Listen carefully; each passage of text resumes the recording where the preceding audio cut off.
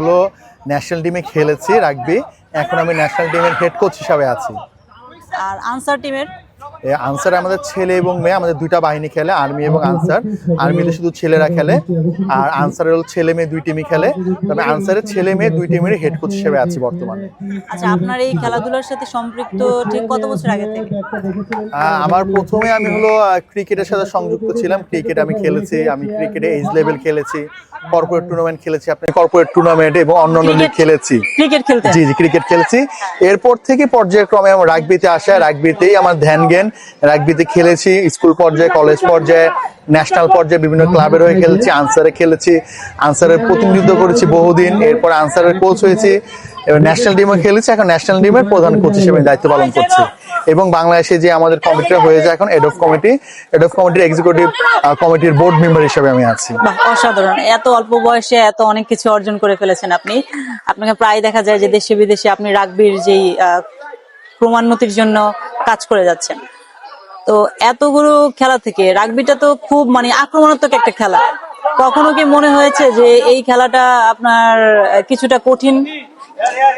কঠিন বিষয়টা এমন, অ্যাকচুয়ালি সব বিষয় কঠিন থাকে, কঠিনটাকে সহজ করতে। আপনি যদি ক্যারাম খেলা দেখেন, সেটা অনেক সহজ খেলা। দাবা খেলা দেখেন, বসে খেলতে, কিন্তু সেটাও কিন্তু মাথার চাল আছে, তো মস্তিষ্কের খেলা।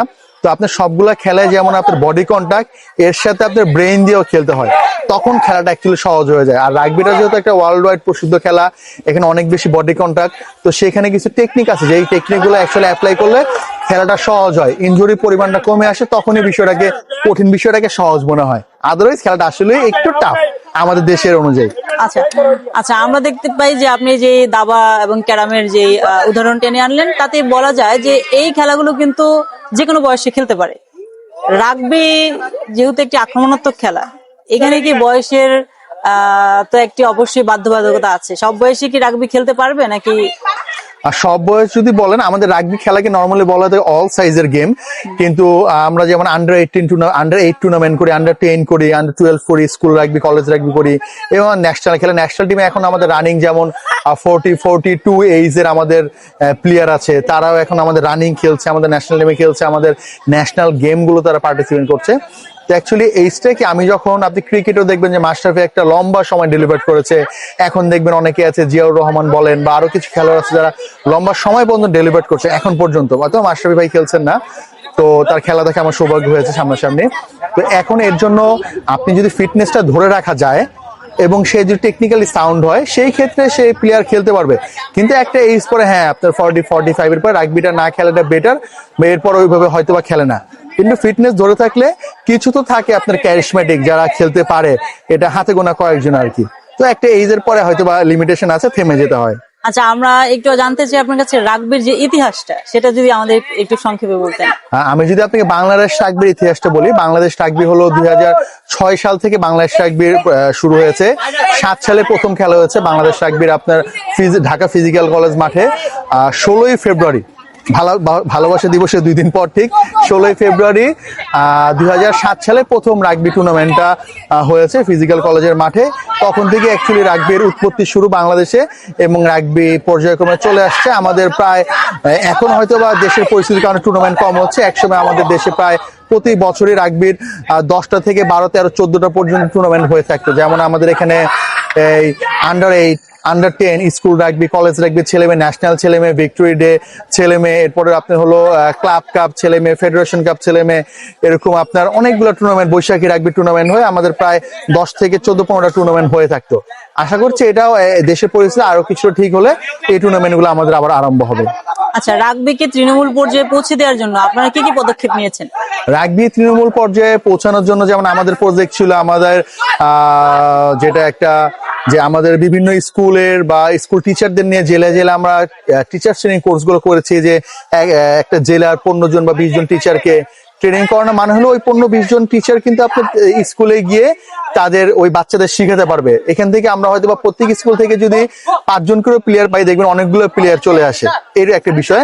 আর ইন রিসেন্ট দেখবেন আমাদের হলো সাতক্ষীরায় একটি টুর্নামেন্ট হয়েছে, আমাদের হলো মাগুরায় টুর্নামেন্ট হয়েছে, আমাদের ডিমলাতে টুর্নামেন্ট হয়েছে। তো তৃণমূল থেকে কিন্তু আমাদের ডিমলায় যে টুর্নামেন্টটা হলো, সেখানে ম্যাক্সিমাম প্লেয়ার লোকাল ছিল, তো এটা একটা প্লাস পয়েন্ট। আমাদের যে জেলায় খেলা হয় ম্যাক্সিমাম ওই জায়গার প্লেয়ার থাকে, তখন হয় কি ওই জেলার বিভিন্ন এলাকা পাড়া মহল্লা থেকে খেলোয়াড় গুলো উঠে আসে এবং তার দেখা দেখে আরো একজন দুজন করে খেলোয়াড় আসে, এভাবেই আমাদের তৃণমূলের খেলাগুলো ছড়িয়ে পড়ছে। আচ্ছা, এটা অসাধারণ একটি উদ্যোগ আপনাদের রাগবি ফেডারেশনের পক্ষ থেকে। আরেকটি বিষয় হচ্ছে যে ধরেন কোনো বাচ্চা, সে এই কোনো অপরচুনিটি তার কাছে পৌঁছালো না, কিন্তু সে রাগবি খেলতে চায়, এবং তার যে প্রতিষ্ঠান, শিক্ষা প্রতিষ্ঠান, সেখানেও হয়তো বা রাগবিটা নেই, সেক্ষেত্রে সে সরাসরি এমন কোনো মাধ্যম আছে বা ফেডারেশনের সাথে যোগাযোগ করা, কিংবা আপনাদের ক্লাব ভিত্তিক কোনো এমন কোনো কি যোগাযোগের মাধ্যম আছে কিনা? আপনি খুব সুন্দর একটি কোশ্চেন করেছেন, আমি আপনার মাধ্যমে মেসেজটি দিতে চাই। আমাদের যদি কোনো স্কুল কলেজ তারা এখনো রাগবি খেলেনি, খেলতে উদ্বুদ্ধ, তারা যদি আমাদের ফেডারেশনে কন্ট্যাক্ট করে বা ফেডারেশনের মেইল যেটা আছে bdragby26@gmail.com, বা আমার ভুল হলে আমি এটা পরে আপনাকে সংশোধন বলে দিব, বা আমাদের সেক্রেটারি সাহেব আছেন, প্রেসিডেন্ট সাহেব আছেন, আরো আমরা যারা আছি কন্ট্যাক্ট করলে, আমাদের সিইও আছেন, আমরা সরাসরি আমরা কোচ প্রোভাইড করব সেই স্কুলে। আমরা বল দিব, প্রথম পর্যায়ে বল যেটা রাগবির জন্য প্রয়োজন, বল দিয়ে কোচ দিয়ে আমরা হেল্প করব, যাতে করে সেই প্রতিষ্ঠানটা রাগবি খেলায় উদ্বুদ্ধ হয় এবং রাগবি খেলতে পারে। এবং পাশাপাশি যেই তার স্পোর্টস টিচার যারা আছেন তাদেরকে আমরা একটা ট্রেনিং এর আয়তায় নিয়ে আসবো, যাতে করে সেও সেই স্কুলে রাগবি প্র্যাকটিস করাতে পারেন। এভাবে যে কোনো স্কুল, যে কোনো কলেজ, যে কোনো বিশ্ববিদ্যালয় আমাদের সাথে যোগাযোগ করলে আমরা অবশ্যই তাদেরকে কোচ, বল বা আদার যে জিনিসগুলো দেওয়া দরকার প্রথমত প্র্যাকটিস শুরু করার জন্য, আমরা অবশ্যই সেই ফ্যাসিলিটিগুলো দিয়ে থাকবো। আর কোনো বাচ্চা যদি ইন্ডিভিজুয়ালি আপনাদের সাথে যোগাযোগ করার চেষ্টা করে, যে তার রাগবির প্রতি আগ্রহ আছে, উদ্বুদ্ধ হয়, তাহলে কি ফেডারেশনের পেজে ফেডারেশনের পেজে নক করতে পারে, সে আমি যাদের রেফারেন্স দিলাম তাদের সাথে কন্ট্যাক্ট করতে পারে।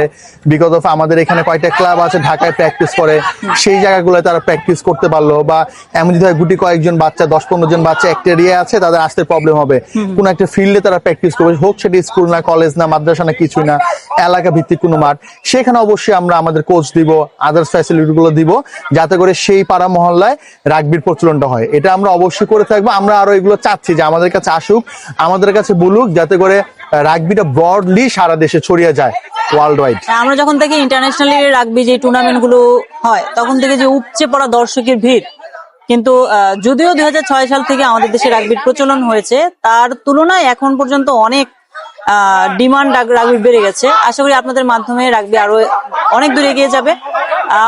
আমার লাস্ট কোশ্চেন, যদি আপনি রাগবির খেলার নিয়মটা একটু সংক্ষেপে দর্শকদের উদ্দেশ্যে। রাগবি খেলার নিয়ম হলো আমাদের 7 এর সাইড এবং 15 এর সাইড আমাদের মেইন খেলাটা হয়ে থাকে।